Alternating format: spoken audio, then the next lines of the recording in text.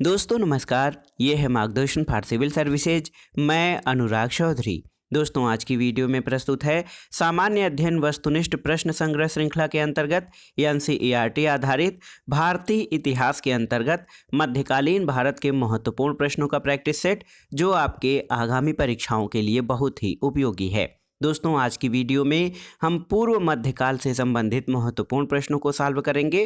तो आइए शुरू करते हैं सामान्य अध्ययन वस्तुनिष्ठ प्रश्न संग्रह श्रृंखला के अंतर्गत मध्यकालीन भारत के महत्वपूर्ण प्रश्न, और ये इस श्रृंखला का 7वां भाग है। दोस्तों सबसे पहला प्रश्न है आज के प्रैक्टिस सेट का कि पाल वंश का संस्थापक कौन था, आपको बताना है कौन सा शासक पाल वंश का संस्थापक था।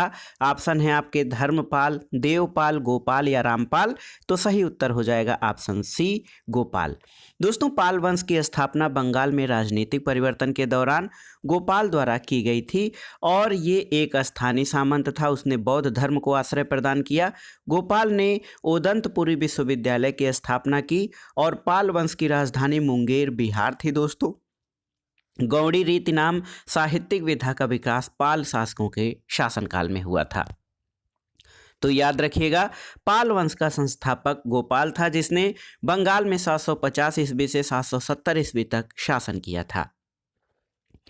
अगला प्रश्न है सोमपुर महाविहार का निर्माण किसने करवाया था। तो आप जानते हैं पाल वंश के महानतम शासक धर्मपाल ने जो है 9वीं शताब्दी में सोमपुर महाविहार का निर्माण करवाया, और ये पाल वंश का द्वितीय शासक था। ये बौद्ध विहार बांग्लादेश के नौगांव जिले के पहाड़पुर में स्थित है, इसलिए इसको पहाड़पुर बौद्ध विहार के नाम से भी जाना जाता है। इसकी खोज 1879 ईस्वी में कनिंघम ने की थी। 1985 में यूनेस्को ने इसे विश्व विरासत स्थल घोषित किया है।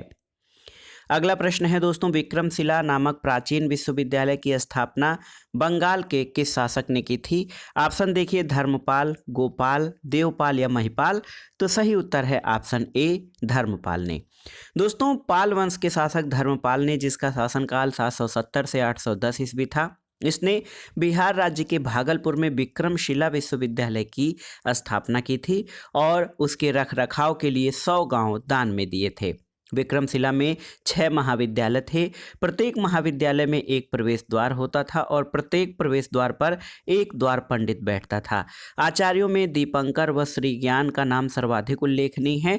1203 ईस्वी में मुस्लिम आक्रमणकारी बख्तियार खिलजी, याद रखिएगा बख्तियार खिलजी 1203 में इसने इस विश्वविद्यालय को दुर्ग के भ्रम में ध्वस्त कर दिया, और इसने भिक्षुओं की सामूहिक हत्या करवाई और ग्रंथों को जला दिया।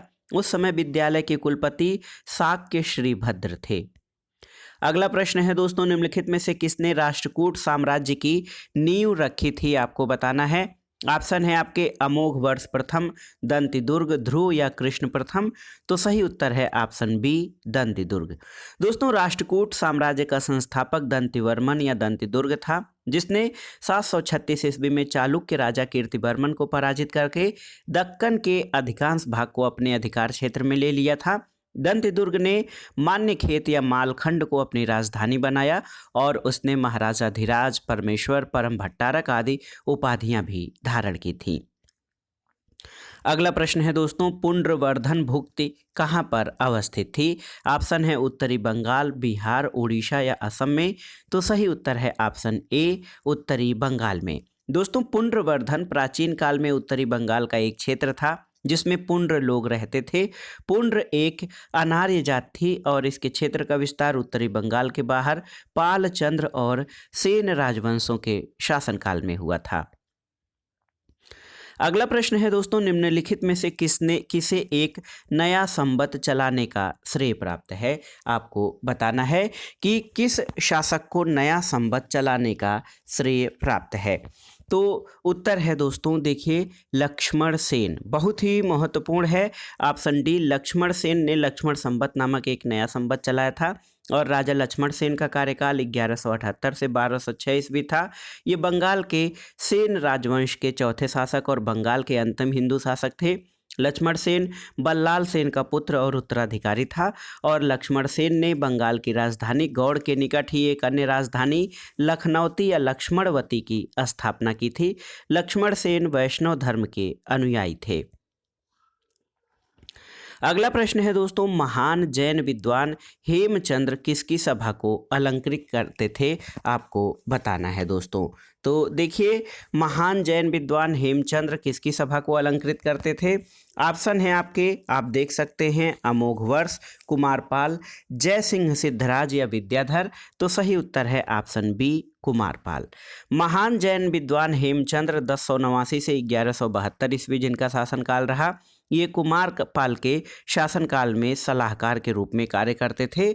और दोस्तों आप देख सकते हैं कि हेमचंद्र कालिकाल सर्वज्ञ के नाम से जाने जाते थे। इनका जन्म गुजरात के धुंधका नगर में हुआ था। सोलंकी वंश के शासक राजा सिद्धराज जयसिंह के ये धर्मोपदेशक थे और हेमचंद्र ने कहा था कि स्वतंत्र आत्मा के आश्रित ज्ञान ही प्रत्यक्ष होता है। अगला प्रश्न है दोस्तों, ताम्रपत्र लेख दर्शाते हैं कि प्राचीन काल में बिहार के राजाओं का संपर्क कहाँ से था, आपको बताना है। ऑप्शन है बर्मा से, थाईलैंड से, कंबोडिया से या जावा सुमात्रा से। तो सही उत्तर है आपका ऑप्शन डी, जावा सुमात्रा से। दोस्तों देवपाल जो है बौद्ध धर्म का महान संरक्षक था। नालंदा से प्राप्त एक ताम्रपत्र अभिलेख से ये पता चलता है कि देवपाल ने जावा और सुमात्रा के बालपुत्र देव द्वारा बनवाए गए बौद्ध विहार के अनुरक्षण के लिए 5 ग्राम अनुदान में प्रदान किए। और प्राचीन भारत के लोग जावा को सुवर्णद्वीप कहते थे। धर्मपाल का पुत्र और उत्तराधिकारी देवपाल 810 ईस्वी में पाल वंश की गद्दी पर बैठा था और इसने मुंगेर बिहार को अपनी राजधानी बनाया था। अगला प्रश्न है दोस्तों, देखिए, गीत गोविंद जिसमें गाए जाने वाले राधा कृष्ण के प्रेम भक्तिमय गीतों का संग्रह है, इसके रचयिता कौन थे, आपको बताना है। तो आप जानते हैं जयदेव। ऑप्शन सी आपका सही उत्तर है। गीत गोविंद के रचयिता जयदेव थे। संस्कृत भाषा के महाकवि जयदेव बंगाल के शासक लक्ष्मण सेन के दरबारी कवि थे। इन्होंने राधा कृष्ण के प्रणय पर आधारित गीत गोविंद की रचना की, जो संगीत प्रधान ग्रंथ है। इनकी अन्य रचना रतिमंजरी थी और लक्ष्मण सेन के दरबार में पवनदूतम के लेखक धोई भी रहते थे। तो पवनदूतम ग्रंथ जो है इसके रचनाकार धोई हैं।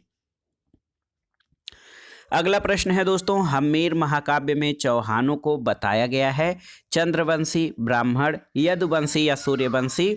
तो सही उत्तर है ऑप्शन डी, सूर्यवंशी। दोस्तों हम्मीर महाकाव्य के रचयिता नयन चंद्र सूरी थे और पद्य रूप से लिखा यह महाकाव्य रणथंभौर साम्राज्य के विभिन्न पहलुओं की जानकारी का महत्वपूर्ण स्रोत है। हम्मीर महाकाव्य में चौहानों को सूर्यवंशी बताया गया है और चौहान सूर्य के पुत्र चहमान के वंशज थे। इन्होंने उन्हीं के नाम पर अपने वंश का नाम चहमान या चौहान रखा। वासुदेव चौहान वंश के संस्थापक थे। तो याद रखिएगा, हम्मीर महाकाव्य में चौहानों को सूर्यवंशी बताया गया है। अगला प्रश्न है दोस्तों, यहाँ पर निम्नलिखित युग्मों में से कौन सा एक सुमेलित नहीं है। अब्दुल रहमान हमीर रासो सही सुमेलित नहीं है। चंदबरदाई पृथ्वीराज रासो सही सुमेलित है।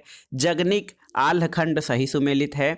नरपति नाल्ह बीसल देव रासो ये भी सही सुमेलित है। दोस्तों देखिए, हमीर रासो की रचना सारंग देव ने की थी, अब्दुल रहमान ने नहीं।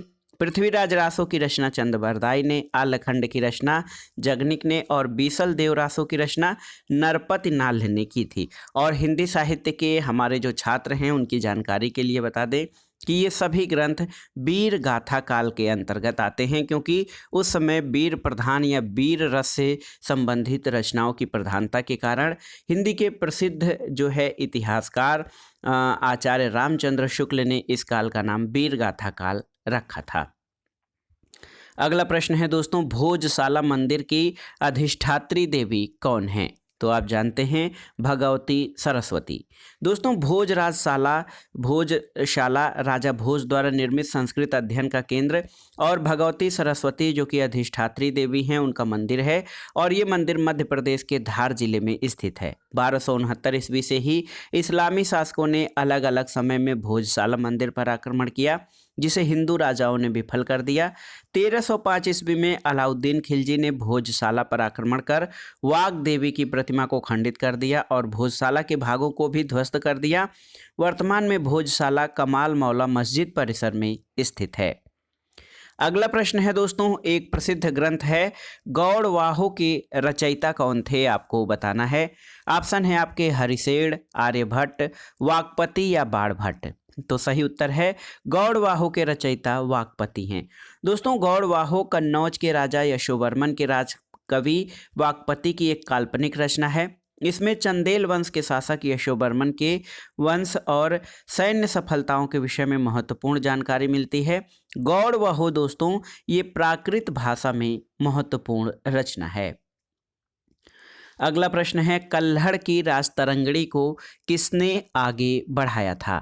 ऑप्शन है बिल्हड़ एवं मेरुतुंग, बिल्हड़ एवं मम्मट, जोनराज एवं मोरुतुंग और जोनराज एवं श्रीवर। तो सही उत्तर है ऑप्शन डी, जोनराज एवं श्रीवर। दोस्तों यहाँ पर देखिए, कल्हड़ की राजतरंगिणी जो है ये भारतवर्ष में जो है इतिहास लेखन परंपरा का सबसे महत्वपूर्ण ग्रंथ माना जाता है। जोनराज, प्रज्ञाभट्ट और श्रीवर ने कल्हड़ की राजतरंगिणी को आगे बढ़ाया। उन्होंने द्वितीय राजतरंगिणी की रचना की, जिसमें 1149 से 1450 ईस्वी तक के कश्मीर के इतिहास के बारे में जानकारी मिलती है। श्रीवर द्वारा रचित जैना राजतरंगिणी से 1459 से 1486 तक के कश्मीर के इतिहास की जानकारी मिलती है। राजतरंगिणी का जो शाब्दिक अर्थ होता है वो है राजाओं की नदी। इस पुस्तक के अनुसार कश्मीर का नाम कश्यप मेरु था। तो याद रखिएगा, कल्हड़ द्वारा रचित राजतरंगिणी को आगे बढ़ाने का काम जोनराज एवं श्रीवर ने किया था। अगला प्रश्न है दोस्तों, राजतरंगिणी के लेखक कल्हड़ के समय शासक कौन था, आपको बताना है। ऑप्शन है जयसिंह, हर्ष, गोविंद चंद या जयचंद। तो सही उत्तर है राजा जयसिंह। दोस्तों राजतरंगिणी कल्हड़ द्वारा रचित एक संस्कृत ग्रंथ है और कश्मीर के शासक जयसिंह, जिनका कार्यकाल 1128 से 1154 उनके दरबार में रहते थे। राजतरंगिणी का रचनाकाल 1147 से 1149 ईस्वी तक बताया जाता है और इस पुस्तक के अनुसार कश्मीर का नाम कश्यप मेरु था, जो कि ब्रह्म के पुत्र ऋषि मरीच के पुत्र थे। और ये संस्कृत में उपलब्ध रचनाओं में प्रथम महत्वपूर्ण रचना है। जैनुल आबदीन को दोस्तों कश्मीर का अकबर कहा जाता है। अगला प्रश्न है कि निम्नलिखित में से कौन सा ग्रंथ राणा कुंभा की रचना नहीं है। देखिए, रसिक प्रिया, सुधा प्रबंध, नृत्य रत्नकोश या कलानिधि। तो सही उत्तर है ऑप्शन डी, कलानिधि। देखिए दोस्तों, मेवाड़ नरेश राणा कुंभा संगीत की 3 विधाओं गीत, वाद्य और नृत्य के विद्वान थे। उनकी पुत्री रमाबाई भी संगीत शास्त्र की ज्ञाता थी। इनको बागीश्वरी का उपनाम मिला था। राणा कुंभा ने संगीत मीमांसा, रसिक प्रिया, संगीत राज, सुधा प्रबंध, संगीत रत्नाकर टीका, कामराज रतिसार, नृत्य रत्नकोश आदि ग्रंथों की रचना की। दोस्तों मेवाड़ नरेश राणा कुंभा की मृत्यु अपने ही पुत्र उदा सिंह के हाथों हुई थी। तो याद रखिएगा, जो कलानिधि है ये राणा कुंभा की रचना नहीं है, बल्कि रसिक प्रिया, सुधा प्रबंध, नृत्य रत्नकोश ये रचनाएं राणा कुंभा की हैं। अगला प्रश्न है दोस्तों, जेजाक भुक्ति का प्राचीन नाम क्या था। ऑप्शन है देखिए, बहुत ही महत्वपूर्ण है, बघेलखंड का, बुंदेलखंड का, मालवा का या विदर्भ का। तो जेजाक भुक्ति दोस्तों बुंदेलखंड का प्राचीन नाम था। चंदेल अभिलेखों में पूर्ववर्ती नरेश वाकपति के पुत्र जयशक्ति का उल्लेख आता है। ये जेजाक और जेजा नाम से प्रसिद्ध था। उन्हीं के नाम पर इस क्षेत्र को जेजाक भुक्ति का नाम दिया गया, जो बाद में बुंदेलखंड के नाम से प्रसिद्ध हुआ।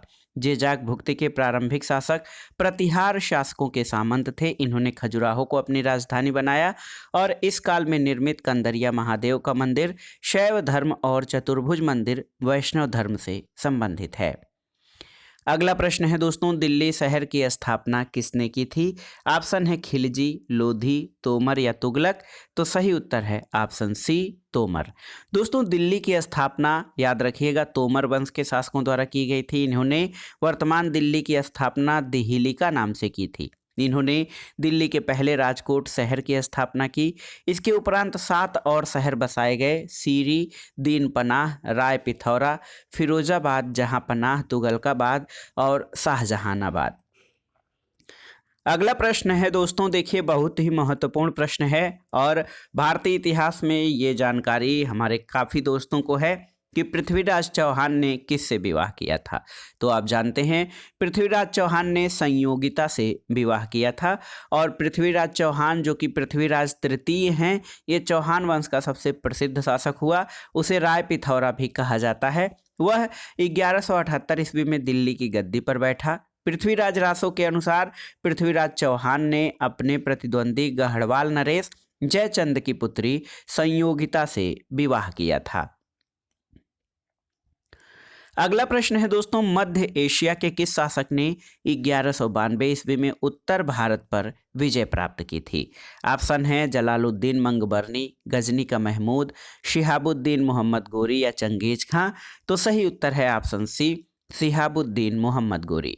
दोस्तों 1192 के तराइन युद्ध में मध्य एशिया का शासक शिहाबुद्दीन मोहम्मद गोरी ने पृथ्वीराज चौहान को पराजित कर उत्तर भारत पर विजय प्राप्त की। तराइन का प्रथम युद्ध 1192 में शिहाबुद्दीन मोहम्मद गोरी और पृथ्वीराज चौहान के बीच लड़ा गया, जिसमें पृथ्वीराज चौहान की विजय हुई थी। तराइन के द्वितीय युद्ध ने उत्तरी भारत में तुर्कों की सत्ता की स्थापना को लगभग निश्चित कर दिया था। अगला प्रश्न है दोस्तों, हिंद यानी भारत की जनता के संदर्भ में हिंदू शब्द का सर्वप्रथम प्रयोग किसने किया था। ऑप्शन है यूनानियों ने, रोमवासियों ने, चीनियों ने या अरबों ने। तो सही उत्तर हो जाएगा ऑप्शन डी, अरबों ने। दोस्तों अरबों ने हिंद यानी भारत की जनता के संदर्भ में हिंदू शब्द का सबसे पहले प्रयोग किया। ईरानियों ने इस देश को हिंदुस्तान और यूनानियों ने इंडिया से संबोधित किया और चीनियों ने भारत को इन तू के नाम से संबोधित किया। तो याद करिए, याद रखिएगा, हिंद यानी भारत की जनता के संदर्भ में हिंदू शब्द का प्रयोग सबसे पहले अरबों ने किया था। अगला प्रश्न और इस प्रैक्टिस सेट का लास्ट क्वेश्चन है दोस्तों, मोहम्मद गोरी को सर्वप्रथम किसने पराजित किया था। ऑप्शन है भीम द्वितीय, पृथ्वीराज चौहान, जयचंद या पृथ्वीराज द्वितीय ने। तो देखिए दोस्तों, मूलराज द्वितीय के शासनकाल में मोहम्मद गोरी को 1178 में गुजरात पर आक्रमण किया, किंतु मूलराज द्वितीय या भीम द्वितीय जो कि चालुक्य शासक था, उसने आबू पर्वत के निकट मोहम्मद गोरी को पराजित किया। ऑप्शन ए आपका सही उत्तर हो जाएगा। संभवतः ये गोरी की भारत में प्रथम पराजय थी। उसके बाद 1179 से 86 के बीच उसने पंजाब पर आक्रमण कर विजय प्राप्त की। 1179 में उसने पेशावर को और 1185 में सियालकोट को जीता था। तो दोस्तों एक जो महत्वपूर्ण प्रश्न है कि मोहम्मद गोरी को सबसे पहले भीम द्वितीय जो कि चालुक्य था उसने गुजरात में पराजित किया था। तो ये था आज का प्रैक्टिस सेट। सामान्य अध्ययन वस्तुनिष्ठ प्रश्न संग्रह श्रृंखला के अंतर्गत मध्यकालीन भारत के इतिहास से संबंधित महत्वपूर्ण प्रश्न जो आपके आगामी परीक्षाओं जैसे सामान्य अध्ययन और सामान्य ज्ञान के साथ साथ LT grade, TGT, PGT, government inter college प्रवक्ता, government degree college assistant professor, उच्चतर शिक्षा सेवा चयन आयोग, नेट जेआरएफ इतिहास के लिए बहुत ही उपयोगी है। आप इन प्रश्नों को तैयार कर लीजिएगा। दोस्तों वीडियो आपको कैसा लगा हमें कमेंट बॉक्स में ज़रूर बताइएगा। वीडियो को लाइक करें, शेयर करें और इस चैनल मार्गदर्शन फॉर सिविल सर्विसेज को सब्सक्राइब करें। वीडियो देखने के लिए धन्यवाद दोस्तों, नमस्कार।